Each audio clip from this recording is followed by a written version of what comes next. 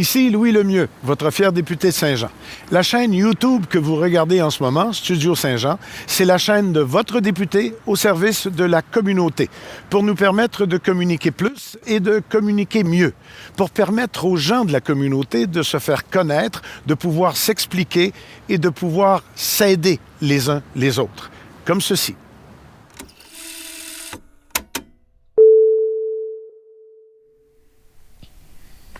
Ici Luc Archambault, bienvenue à Studio Saint-Jean. Aujourd'hui, avec notre invité, on va parler on va se faire conter des histoires. C'est un bon début. Aujourd'hui, on reçoit le romancier, conférencier, Viateur Lefrançois. Bonjour, M. Lefrançois. Bonjour. Bien heureux de vous rencontrer. Un écrivain, c'est rare qu'on rencontre ça. Ils sont plutôt discrets.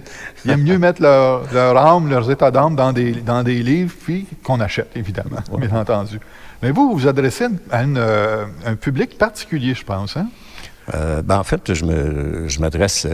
j'écris des romans historiques, donc beaucoup de groupes. C'est pour ça que je fais des conférences historiques. Là, et en même temps, je m'adresse aussi aux jeunes parce que je fais des animations dans les écoles, dans les bibliothèques et tout ça. Donc, ça diversifie, mais en même temps, hein, je donne le goût aux jeunes de lire, surtout. Ça c'était pas mal mon but. Ça. Oui, j'imagine. Ouais.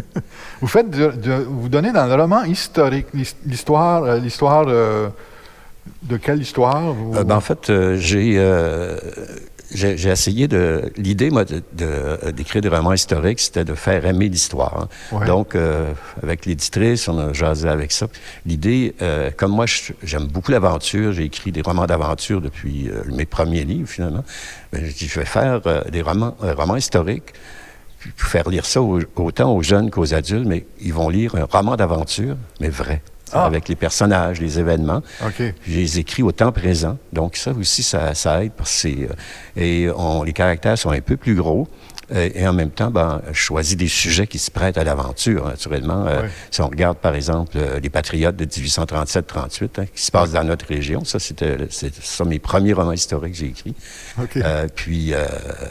D'ailleurs, le premier, ça, c'est une surprise. J'ai reçu le Fleur Bleue, donc le prix Fleur Bleue pour faire connaître l'histoire de la région de Saint-Jean-sur-Richelieu, parce que ça se passe beaucoup à partir de Napierville. C'est une famille Gagnon de Napierville qui vit les événements et les vrais événements à côté des vrais personnages aussi. Donc, ça aussi, c'est intéressant. Le deuxième, mon héros, ça a toujours été Louis Riel. En fait, le troisième, parce qu'il y a deux patriotes. Oui. Louis Riel, ça se passe dans l'Ouest, mais c'était des francophones aussi. C'était des métis francophones majoritaires à l'époque qui, face au gouvernement fédéral omnipuissant, voulaient s'accaparer des terres sans s'occuper d'eux. Ouais. Et donc, c'est la bataille des métis pour garder leurs terres, leur culture. Et ça, Riel a été au bout de ses convictions avec les métis au Manitoba en 70 et en 85 en Saskatchewan. Mais c'est rare aujourd'hui que quelqu'un va mourir pour ses convictions. Mais c'est lui, il a fait ça. C'était sa mission, ça peut dire. L'autre que j'ai fait après, c'est Sous les canons de Wolfe. Donc, c'est la conquête. Les canons de Wolfe, OK. Ouais, donc, c'est c'est-à-dire l'invasion britannique et la fin de la Nouvelle-France. Donc, on commence avec un roi français, puis on finit avec un roi anglais. C'est un peu l'idée. Mais entre les deux, c'est toute une aventure. Hein. Et là, ce qui est intéressant dans ça, c'est que Sous les canons de Wolfe, c'est que les gens, c'est l'événement le plus important de notre histoire, mais le moins connu, ce qui a changé notre destin à tout jamais. Des milliers d'Indiens qui sont venus aussi loin que Détroit sont venus ici, même des Iroquois, de tous les peuples autochtones, presque sont arrivés à Québec pour nous aider à repousser l'envahisseur. Parce qu'il y avait beaucoup de ces Amérindiens-là avaient aussi des mauvaises expériences avec les colons anglais, qui appelaient d'ailleurs les mangeurs de terre, parce qu'ils s'emparaient de leurs terres. Alors que nous, on ne s'emparait pas des terres, on négociait tout le temps. Les forts, il y avait au-dessus de 200 forts en Nouvelle-France.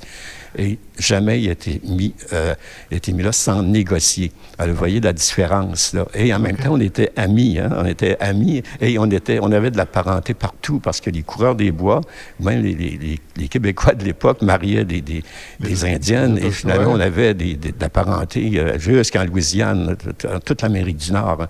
Et ce qui fait que finalement, on était des amis. Et ils sont venus nous aider. Et ça, c'est intéressant aussi de souligner ça dans le livre. C'est peut-être plus...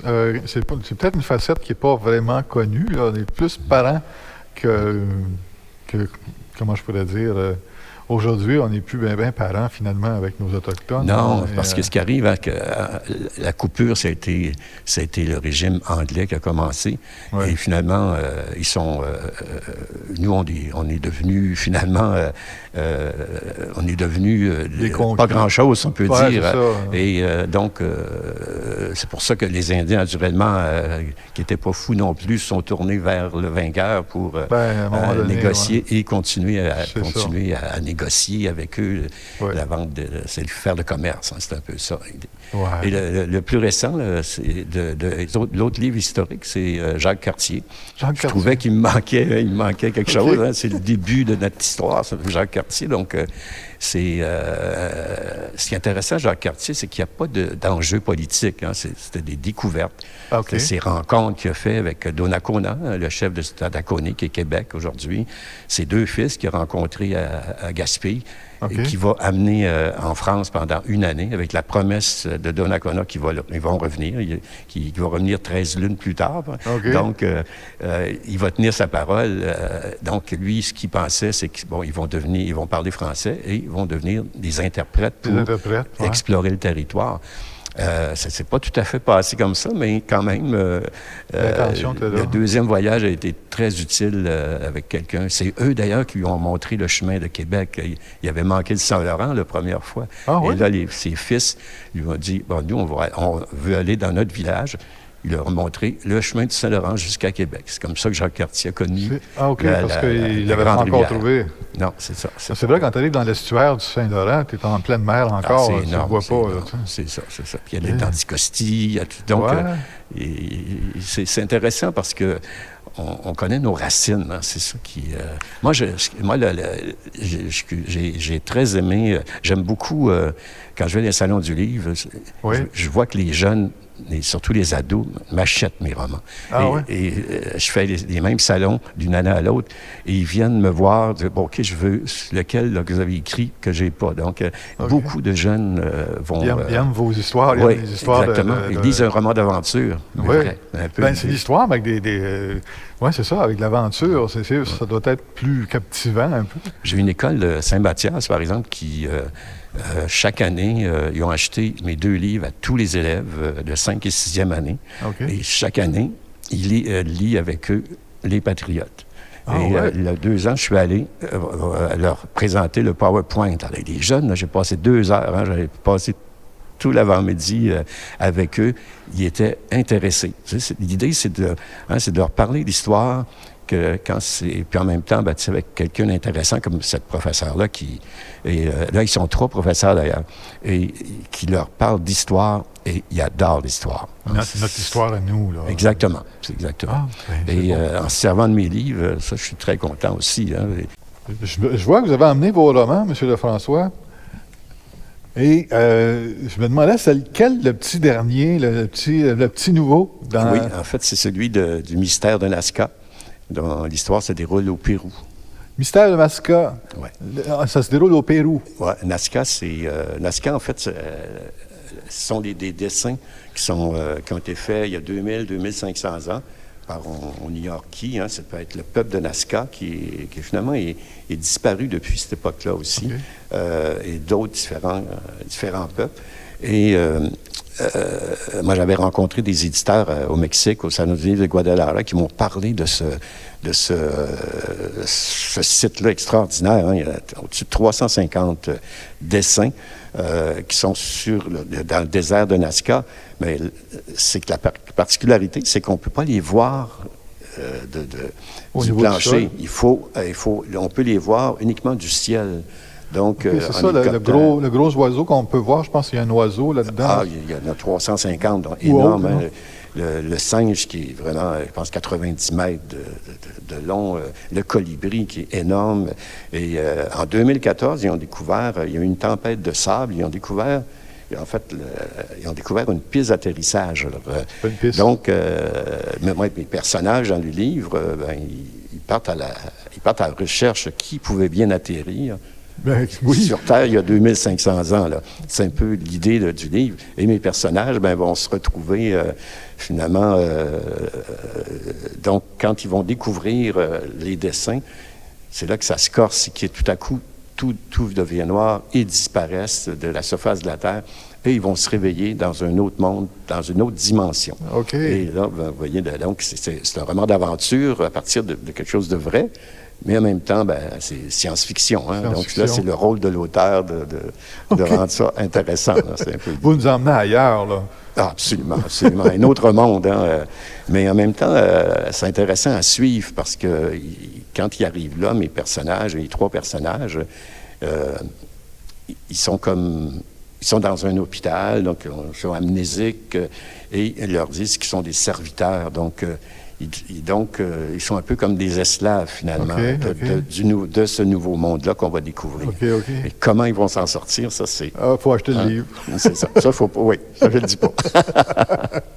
Finalement, vous partez toujours de quelque chose qui existe pour le vrai, qui a déjà peut-être même une histoire, puis à partir de là, vous construisez une aventure, vous introduisez des aventuriers là-dedans pour... Ça fait mieux connaître aussi un coin de pays. Hein, c'est vraiment ça.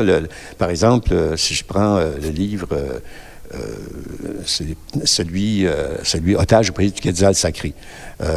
J'ai été invité 3 fois au Mexique et j'ai rencontré des gens, encore là, j'ai été invité au Guatemala et finalement, j'ai écrit un roman qui se passe dans la jungle. Les jeunes sont perdus dans la jungle du Guatemala. Sauf que là, c'est 9-12 ans, ceux-là. Donc, celui de Nazca, c'est grand public. Hein? J'ai vends autant aux ados qu'aux adultes. Là. Mais les autres, c'est bien 9-12 ans. Par exemple, celui Poursuite dans les Alpes, c'est 1 mois de tournée.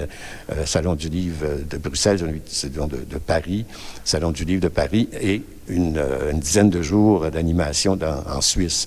Et à partir de là, en Suisse, hein, les Alpes, c'est extraordinaire. Ouais. Ça marque hein, quand tu as jamais vu ça. Là, c'est quelque chose, c'est ça. Donc, vous voyez, comme celui, par exemple, Aventurier des mers, ça se passe en Grèce. Je suis allé à une série de conférences à un moment donné, et en Europe, finalement, j'ai dit, il me reste une semaine. Je suis allé dans les îles grecques et finalement, mon voisin s'était fait voler son bateau. Hein. Donc, vous voyez, j'ai pas part de là. Et là, moi, mes personnages décident de retrouver leur bateau. Donc, c'est Même en vacances, vous écrivez, là, vous travaillez. Oui, là, j'avais pris beaucoup de photos, finalement. Non, à partir de ça, non, c'est ça qui est intéressant. Hein. Les gens lisent un roman d'aventure, mais ils apprennent quelque chose, un coin de pays, ils apprennent à connaître ce pays-là. Si ça les intéresse, ils peuvent faire des recherches. Des recherches, puis exactement.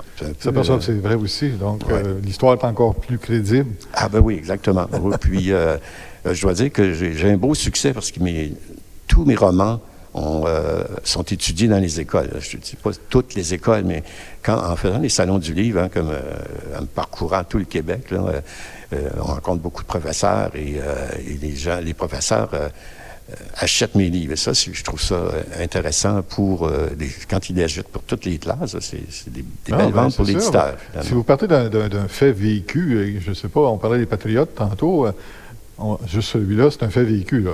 Ça fait partie de notre histoire. On ajoute une aventure à ça. C'est sûr que ça augmente l'intérêt, ça augmente l'intérêt des élèves. C'est ça. Ce que je fais dans mes romans historiques, j'invente toujours 2 ou 3 personnages, ça dépend, et qui, eux, vivent les événements avec les principaux, avec les vrais personnages, puis ils vivent les vrais événements aussi. Hein. Si on parle sur les canons de Wolfe, c'est une escouade, c'est-à-dire 5 ou 6 personnes qui sont un peu les espions de Montcalm, qui vont espionner les Anglais sur Saint-Laurent, qui vont les espionner à Québec et qui vont participer aux batailles. Donc, on est dans l'action. Et c'est ça que les gens aiment, hein, cette action-là. Bon. Mais ils apprennent quelque chose. En même temps, ils apprennent l'histoire. Exactement. C'est notre histoire, ça, là. Oui. Qu'est-ce qui s'est passé? Oui. Comme celui en espagnol, le Misterio de la Mascarada de Serpiente, ça se passe à Chichen Itza, dans la plus belle pyramide maya. Là, OK, la grosse pyramide comme carrée un peu, là. Oui, c'est une des plus belles, là, vraiment des plus grandes aussi. Et le site est énorme, là. C'est vraiment... quand on est allé là, quand je suis allé là, c'est surprenant de voir ce site-là. Ah, et ouais. la pyramide, elle est encore très, très belle. Hein. C'est une vieille pyramide, ça. C'est plusieurs milliers d'années, je pense. Ah oui, ben c'est au moins quelques milliers d'années. C'est sûr qu'il y avait, en Amérique latine, il y avait des très belles civilisations. Hein. Les Espagnols les Portugais ont quand même détruit beaucoup. Il y avait d'autres intérêts, eux autres. Là. Ouais, j'ai visité une pyramide à Mexico, par exemple, et que finalement, il reste juste la base. Ah. Et ils ont tout défait. Ils ont défait tous les pierres de la pyramide et ils ont construit une grosse cathédrale à côté. Ça, c'est les Jésuites. Hein, OK. Les Jésuites étaient forts pour évangéliser de force les gens en Amérique latine. Bien, ce fameux livre-là, le mystère de la... Misterio de la Mascarada de Serpiente. C'est ça. Vous avez vendu plusieurs exemplaires, celui-là, je pense. Hein? Oui, ça, je dois dire, c'est mon record à moi. Votre record, oui. 115 000 exemplaires officiels. Là, mais en fait, il est sorti en 2004 et il est encore sur le marché parce qu'on l'a trouvé l'année passée au Salon de Guadalajara. Ah, donc, en tout cas, c'est une belle reconnaissance, on peut dire. Oui, c'est sûr que c'est pas tout... je pense que c'est le rêve de beaucoup d'auteurs québécois là, d'avoir un livre à l'étranger, être publié, être traduit, tout ça. Là, ça c'est un beau rêve qui s'est réalisé, hein, mais il faut oser, hein, c'est ça l'idée. Je pense, c'est ça, il faut se mettre en danger, comme ils disent des fois. Oui, mais moi, j'avais quand même un avantage sur beaucoup de gens, c'est que quand j'étais jeune, je suis parti en Europe. J'ai toujours été aventureux. J'avais peut-être 25 ans, j'ai décidé que je m'en allais en Europe. Pas une scène dans mes poches, pas de billet de retour. Puis finalement, j'ai resté 2 ans et j'ai travaillé à Barcelone pendant 1 an et plus. Et c'est comme ça que j'ai appris l'espagnol. Et finalement, je ne pensais jamais que ça me servirait un jour et ça m'a servi à aller vendre mon livre. C'est toutes des petites choses qui font que finalement... Surtout, qui rend la vie pas mal plus agréable. Une belle vie aventureuse, finalement. Là. Oui, c'était... Moi... je dois dire qu'à partir de 16 ans, j'étais parti de la maison jusqu'à 30 ans. Là. En fait, j'ai rencontré ma femme à 30 ans. Donc, ça a arrêté. Il a fallu que je devienne sérieux. Quelqu'un pour vous arrêter ou pour embarquer avec vous. Là, c'est ça. Ben, je me suis enrôlé dans la marine, la Royal Canadian Navy, à 17 ans. Ah, OK. Mais je n'aimais pas les ordres. Ah! Et je n'aimais pas les ordres en anglais aussi. Bon. Donc, j'ai décidé que ce n'était pas ma place. C'était pas bien. Non. Finalement, j'ai voyagé d'une place à l'autre comme ça, aux États-Unis, dans l'Ouest, et finalement, l'Europe et tout ça. Donc, finalement, après, en tout cas, je dis toujours aux jeunes, quand je vais dans les écoles, je leur raconte un peu, c'est un peu l'histoire de mes romans. Comment je suis revenu là, je leur dis, écoutez, vous aimez voyager, parfait, mais faites vos études avant. Hein? Faites pas à 40 ans comme moi, là. C'est plus facile. Oui, mettons que... Comprends donc. C'est ça qui fait que finalement, l'auteur, il faut qu'il ait des idées. Là, moi, j'ai 3 livres, là, même 4 livres qui seraient prêts là, à être publiés, mais c'est sûr que cette année, une année de pandémie, là, disons que c'est pas exactement le bon temps. Ça aide pas beaucoup. Mais je pense qu'il faut continuer à s'amuser, il faut continuer à espérer. Hein. C'est toujours... j'imagine que c'est comme à peu près n'importe quoi. Tout finit par passer. Là. La grippe espagnole a passé. Bien des choses qui ont passé. Malheureusement, là, on vit ça. Là, on l'espère tous que ça va se terminer. On va pouvoir reprendre une vie peut-être plus normale, plus aventureuse. Ah oui, puis on va recommencer dans les salons du livre aussi. Les salons du livre, rencontrer du monde, serrer des mains. On s'ennuie de ces choses-là. Ah oui, absolument. Comme un livre comme un de mes derniers romans, là, Hitler a su le temps, il y a 2 chevaux. Dans les 2 dernières années, là, c'est le livre que j'ai vendu vraiment le plus. Là, c'est ça. C'est un livre à gros caractère, mais c'est une belle histoire. Hein, quand j'étais jeune, on demeurait en Gaspésie. Après, on a demeuré sur la Côte-Nord. Et mon père s'occupait d'une écurie. Donc, moi, j'étais à 5 heures du matin, là, j'étais sur ses talons. J'adorais ça, le suivre et naturellement les chevaux. Hein, qui n'aime pas, quand tu es jeune, qui n'aime pas les chevaux? Donc, c'est un peu l'idée que j'ai eue d'écrire un roman, inspiré pour 2 jeunes qui demeurent sur une écurie, qui font de la compétition et tout ça. Et finalement, les jeunes, les chevaux vont disparaître quelques jours avant une compétition importante. Et les jeunes sont anxieux et décident de partir à la recherche de leurs chevaux. Et ils vont se retrouver dans un grand cirque. Donc, on a le monde du cirque et on a le monde des chevaux. Donc, des sujets qui intéressent les jeunes, c'est ça. Mais en même temps, c'est une belle collection. Vraiment une belle collection. Des belles histoires. En tout cas, là, je t'ai embarqué dedans. Là. Vous pourrez vous en vendre tantôt, si vous voulez. Sûrement. Oh là là. Donc, c'est tout un parcours quand même. Vous êtes parti de la Gaspésie, Matane, dans ce coin-là. Je pense que vous êtes natif de ce coin-là. Oui. La Suisse, l'Espagne, le Guatemala. Ben oui, on s'amuse.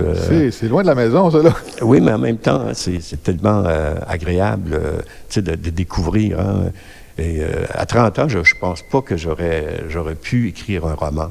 Non? Non, un roman, mais j'ai commencé plus tard. Un peu comme... En fait, mon premier roman, ça s'appelait Marie-Rosemée. Et c'est une histoire qui se passe à Matane, une dame de là-bas qui m'a raconté l'histoire. Et c'était la rencontre d'un couple, un touriste de Boston qui arrive à Matane, rencontre une jeune fille, comme par hasard, naturellement, dans le village de Matane à l'époque, 1906. Et ils vont tomber en amour là, comme ça, et ils ne se comprennent pas, finalement. Lui, il ne parle pas français, elle ne parle pas anglais. Mais finalement, 1 an plus tard, il a appris le français à Boston, il est revenu la demander en mariage. Et ils ont eu 11 enfants. Donc, c'était vraiment une histoire extraordinaire là, qui fait que finalement, c'est... Des belles histoires. Oui, il s'agit de sauter sur la bonne occasion puis rendre l'histoire intéressante. C'est sûr qu'il n'y a pas juste écrire là, dans la vie. Quand tu écris, il y a aussi, quand tu écris ton roman, ton manuscrit, là, c'est la correction. Et ça, la correction, c'est ce qui est plus important. C'est sûr que ça prend probablement, je pense, plus de temps corriger que de l'écrire. C'est ça, parce que si tu envoies ton manuscrit, là, tu dis, bon, j'ai terminé, tu envoies ton manuscrit à l'éditeur, il va mettre dans la poubelle. Là, tu sais, s'il n'y a pas de correction. Il faut qu'il soit corrigé. Avec une belle lettre qu'il va t'envoyer, polie, disant qu'il ne rentre pas dans son cadre éditorial, mais il faut qu'il soit vraiment, tu l'envoies, il faut qu'il soit vraiment impeccable. Impeccable, pour qu'il soit pratiquement prêt à publier. Finalement. Oui, c'est ça. Même encore là, il passe sur au moins deux correcteurs ou correctrices professionnelles. Donc, c'est d'ouvrage. Donc, puis en même temps, je pense que la qualité d'un auteur, la meilleure qualité, c'est l'humilité aussi. Hein. Ton livre, dès qu'il est sur les tablettes, ne t'appartient plus. Là. Ouais, s'il y a des mauvaises critiques, il faut t'y prendre. Mais ça arrive à tous les auteurs, naturellement. Mais moi, au début, j'en ai eu peut-être moins bonnes. C'est normal, hein? Être écrivain, ça s'apprend. Ça s'apprend, oui, c'est un métier. Ça s'apprend. C'est le premier, j'ai rencontré des grands auteurs qui m'ont dit, écoute, mon premier, je ne le vendrai plus. Tu sais, c'est ça. C'est des auteurs très importants. Là, oui, puis ils ont vendu des milliers de livres. Là, et c'est souvent la même chose. Hein, c'est la même chose. Il faut commencer à quelque part, c'est ça. Oui, exactement. Donc, l'idée, c'est qu'il faut oser. Il faut oser parce que le premier livre, tu dis, les gens vont penser que c'est moi, tu sais. C'est pas ça, non, pas du tout. Non, c'est vrai, dans le fond. On s'en fait donc. Oui. Donc, vos livres, finalement, là, c'est sûr qu'en temps de pandémie, c'est peut-être pas aussi évident pour faire la diffusion, mais vous devez quand même avoir une façon pour le monde de faire des achats, d'acheter vos livres. Oui, ben en fait, comme les fins de semaine, par exemple, avant Noël, j'ai quelques expositions. Comme en fin de semaine, il y avait Varennes, donc c'était une exposition au marché de Noël qu'il y avait au centre commercial. Il va y avoir Saint-Bruno aussi, le marché de Noël de Saint-Bruno. C'est des petites maisonnettes. Donc, on est dans une maisonnette. Il n'y aura pas, comme d'habitude, de grands chapiteaux. C'est comme des petites maisons dehors? Oui, c'est ça. Fait que c'est pas chaud? Non, mais ils ont dit qu'il y avait une chaufferette. Ah, OK. Donc, mais il faut... si on veut vendre nos livres, puis ici et là j'ai écrit aux écoles de l'Ouest du Canada, toutes les écoles francophones de tout le Canada. Et j'ai eu des commandes. Donc, j'ai eu des commandes. L'éditeur a eu des commandes aussi d'écoles qui veulent finalement des animations, puis veulent le livre aussi. Donc, oui, il s'agit de... Il faut être actif. Il faut être proactif. Il faut aller de l'avant toujours. C'est sûr que les salons du livre nous manquent. Ça doit être un événement important pour c'est là qu'on rencontre les professeurs, les bibliothécaires. Et c'est aussi là qu'on rencontre les gens pour mes conférences. Donc, malgré que là, les gens me connaissent quand même pas mal. Les conférences, ça fait quand même 10 ans avec les Patriotes. J'ai commencé avec ça il y a 10 ans. Et finalement, les gens me connaissent pas mal. Fait que là, c'est moins pire parce que j'en ai déjà pour l'année prochaine. Pour l'année prochaine. Il y en a une qui m'a mis au mois de mai, par exemple. Ben, si c'est fini... si c'est fini, on vous attend. On vous attend là-bas, sinon on va la faire virtuelle. Donc, c'est le fun, parce que non seulement vous écrivez vos livres, vous avez l'opportunité d'en parler, en plus de ça, de parler de ces histoires-là, de parler de ces événements-là. Oui. Il faut. C'est sûr que, des fois, j'entends des discours, les auteurs, souvent, quand c'est leur premier livre, surtout, là, l'auteur est publié, puis le livre est publié, puis finalement, le lendemain matin, il attend un droit d'auteur. Ça ne marchera pas comme ça. Ça ne marche pas de même. Dans ça, je leur dis souvent, non, c'est toi qui vas vendre ton livre. L'éditeur, lui, il est là, il va le faire distribuer, tout ça, mais si tu ne vas pas dans les bibliothèques, ou si tu ne vas pas faire des dédicaces chez des libraires, tu ne vendras pas ton livre. Tu ne vendras pas, c'est ça. C'est toi, il faut que tu fasses l'effort de ça. Non, c'est ça. Il faut... le travail commence le lendemain. Le lendemain que tu as mis ton livre sur ta tablette. Oui, c'est ça, Écoutez, M. Lefrançois, ça a été une belle surprise. Une belle surprise. Je ne vous connaissais pas, honnêtement, mais je m'aperçois qu'il y a beaucoup de belles histoires qui se racontent, puis que nos jeunes se font raconter aussi dans vos livres.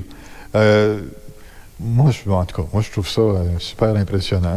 Quand je fais des conférences, souvent les gens viennent me voir et disent « Monsieur Lefrançois, vous avez un talent de conteur. » Moi, je ne le vois pas comme ça. Mais il faut savoir, il faut connaître, il faut savoir vendre le livre. C'est sûr que le mystère de Nazca, c'est mon 21e.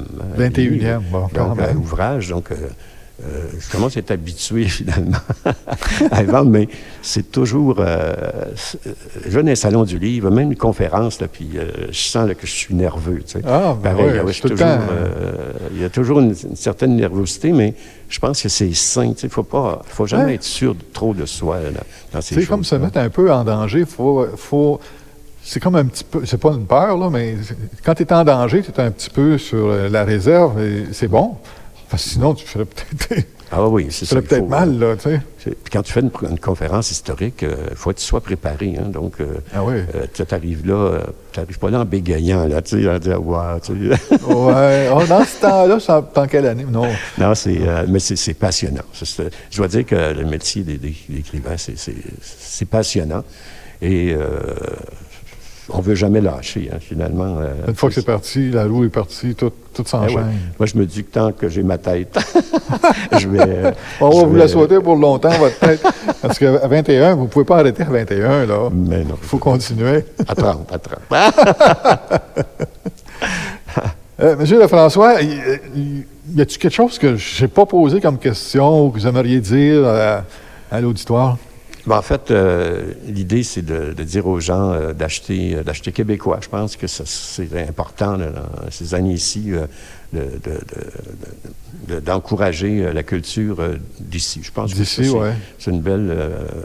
Je pense que c'est une belle résolution à prendre pour les prochaines années, dans tous les domaines d'ailleurs. Mais la culture, sans culture, il n'y a pas de peuple. Hein. Non, c'est pas mal notre identité, ça. C'est ça. Surtout en Amérique du Nord, nous. Et la chance, c'est ça, je dis ça souvent dans les écoles aux jeunes, parce que des fois, pour le français, tout ça, même dans les conférences, je le dis, la chose la plus importante, nous, on a perdu beaucoup de nos batailles politiques et tout ça, mais on a gagné une. On parle encore français. Hein, malgré toutes les tentatives d'assimilation qu'il y a eu, puis il y en a eu, hein, il y en a eu plusieurs. Il y en a encore certains. Et ça, c'est la bataille qu'on a gagnée, la principale. Mais il faut continuer. Il faut vraiment continuer, puis jamais lâcher, je pense. Parce que quand on voyage, on s'aperçoit que parler français, c'est très utile des fois. C'est très utile aussi. Et on fait pas mal un meilleur voyage quand on parle la langue du pays, surtout. Hein. Oui, j'imagine. Un plus beau voyage. Moi, je parle d'espagnol. Donc, je vais dans des pays... ça, c'est en voyageant. Quand j'étais jeune, j'ai appris l'espagnol. Je suis tourné en Espagne une couple de fois. Je suis allé en Amérique latine. Je suis allé vendre mes livres au Mexique. Hein, ça m'a servi. Ça vous a servi. Quand je suis revenu d'Europe, je parlais italien et c'est la même chose. Quand je suis retourné en italien, ben, j'ai pris quelques petits cours d'italien avec un livre. Ouais. Puis je me débrouillais assez bien parce que je connais l'accent, je connais les toniques et tout. Là. Oui, c'est assez. L'intonation. Je dois dire que l'italien est une des plus belles langues du monde. Là, on la connaît. C'est tellement beau. Là. Tu parles ça comme si tu étais sur un nuage. C'est très, très beau. Mais notre langue, l'idée, c'est de notre chance ici en Amérique de parler français. Ça, je peux vous dire ça. On n'est pas dans le moule anglo-saxon. On est à part et on se fait remarquer. Et quand on voyage, on s'aperçoit que notre accent, il est partout. Il est partout. Il est partout, puis on le reconnaît. Ça, je dois dire. Ah, ben c'est bon. Ah oui. C'est bon. Donc, achetons local, puis je pense que, et encourageons la culture québécoise et on va être très heureux. Je comprends. Donc, surtout que là, on est le 1er décembre. Aujourd'hui, on enregistre le 1er décembre, mais Noël se présente, même si on est en confinement quand même, ça ne peut pas empêcher les gens de lire un peu une bonne histoire, finalement. Absolument, oui. Monsieur Lefrançois, merci beaucoup. Merci beaucoup d'être venu nous conter vos histoires. Merci beaucoup. Avec plaisir, merci. Pour tous ceux qui seraient intéressés à nous parler, à se faire connaître ou à nous rencontrer pour jaser, contactez-nous. On va pouvoir se faire une petite rencontre puis une petite émission en passant. Merci beaucoup.